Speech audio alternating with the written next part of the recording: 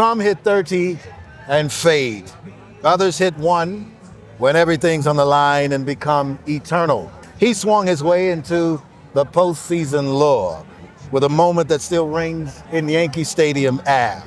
I present to you Jim Leyritz. We're going to get right into it. Game 4, 1996 World Series. The Yankees were down 0-2 in the series to the Braves, trailing 6-3 in the 8th inning on the road at Atlanta Fulton County. Yep. Looked bleak at the time. Mark Wohlers was on the mound, dealing 100-mile-per-hour gas. You, Jim, stepped into the box. Can you walk us through that at-bat from heartbeat to contact? Yeah, well, I'm going to go back even further a little bit because there's a little more history there. Before I went up to bat, I only had 2 bats left. I broke 2 during batting practice. And when Don Zimmer said, this guy throws 100 miles an hour, get it ready, I went to Darryl Strawberry, who had a brand new box of Mizunos.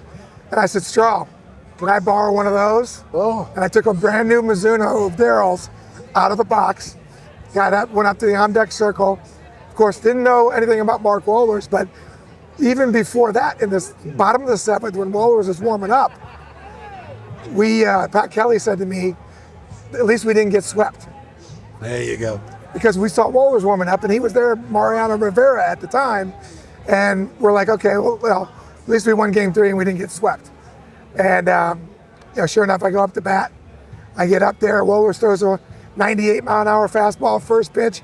I looked like I fouled it straight back, but it was a brand new bat. So when I did this and I looked up at it, the mark was right on the label. I wasn't even close to getting the head out. All right, but he didn't know that. He didn't know that. Nope. And then he threw 2 sliders for balls. Then he threw another 99-mile-an-hour fastball. And I fouled it back again. And I looked up at that time, it was a little more off the label, but still not all the way out in front. And Tim McCarver was doing the telecast. And Tim McCarver said, Wohlers is going to the slider too much.